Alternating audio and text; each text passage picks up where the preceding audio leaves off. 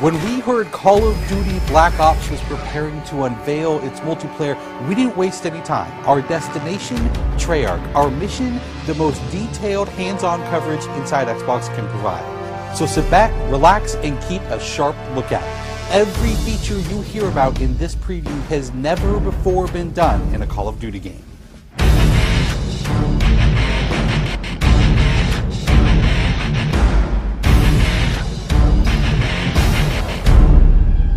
We begin where the multiplayer trailer for Black Ops left off, with theater mode.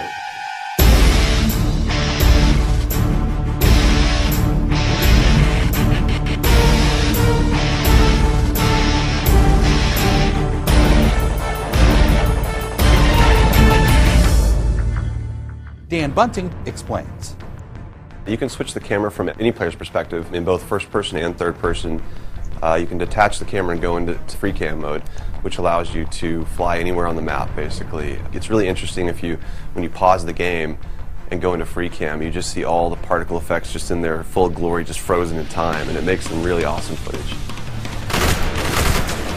We really want to give players the tools to be creative, make their own machinima, make their own highlight reels. Maybe they're really competitive clans that want to just capture the films from their matches and then go back and analyze what the other team did or whatever. Also brand new to Call of Duty is Black Ops' new currency system. We put the currency system into Black Ops multiplayer principally because we felt like it'd be a very interesting way to engage with all the unlocks that you've been getting.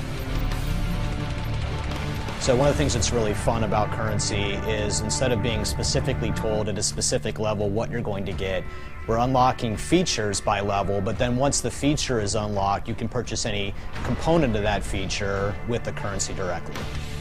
Of course, when you got a little currency jingling in your virtual pockets, nothing feels better than putting it on the line against your fellow players. Say hello, everyone, to wager matches. When we were developing the wager match game modes, we went through a whole bunch of ideas to find the 4 that we were going to use to ship inside the game. And really, if it wasn't people screaming in joy and frustration when they were sitting around the office playing, it wasn't good enough to be a wager match. Wager matches are all free-for-all modes, and they exist separately from the standard playlist. They include game modes like Gun Game, where you're in a race to score a kill with 20 different weapons, beginning with pistols and advancing through ever more explosive weaponry. It's extremely rewarding for us as a design team to put something up there that people are reacting to really well and it's slightly different than what they get, and everyone loves the core game, and you have to be very careful when you're finessing the core mechanics of the game. But wager matches let us kind of get our creativity flowing and do some things that you're not normally used to, and then spin them up in unique ways and combine things in ways that you haven't seen before, that you never really thought of, and that wouldn't be appropriate for the core game but are completely appropriate for wager matches. While the classic Call of Duty challenge system is still very much in place, Black Ops is also adding a new feature called contracts. Right, so if you're using the contract system, you actually have to put up a little of your own currency in order for a bigger payday. And depending on the contract, some contracts pay XP, some pay more currency, some pay both. But they're all time limited, and it's game time limited, so you have to go to work to accomplish that contract within the time period in order to get paid.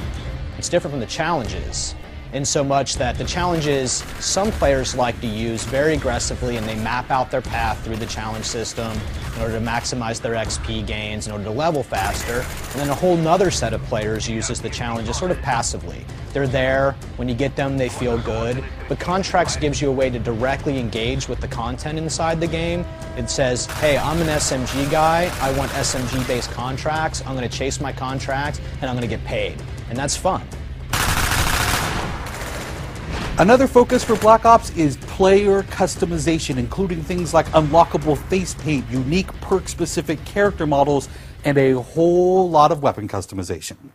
We've been we stole the line from Full Metal Jacket, this is my weapon, this is my gun, and we're chanting that around the office as sort of our mantra for this feature. Originally it started with one of our designers he just made kind of an offhand comment one day where he said, you know, I really have a certain attachment to the weapon that's my favorite. I want to make that weapon mine, and that was all it took.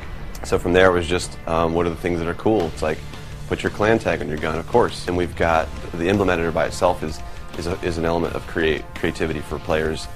And then the reticles, of course, so why not give people the option to click what kind of red dot they have. Maybe they don't like a dot, maybe they like a circle, maybe they like a triangle, maybe they like a standard crosshair, maybe they just want a line. And then there is combat training, which allows you to get comfortable with the trappings of multiplayer by competing in matches against AI-controlled opponents. You know, it's our hope that combat training can convert people who are largely single-player gamers who might have, dabbled around in multiplayer but never made that leap to playing online, and give them kind of this experience where they can get familiar with the mechanics and features and systems that multiplayer has, but they can do so at their own pace, they can do so without someone screaming in their ear what a noob they are, and practice up and then join the competitive fold. Experienced players could use combat training to practice up on a particular weapon, a particular tactic, or a particular map. So we think it appeals to both audiences, but most directly, it was designed to help new players get into the mix.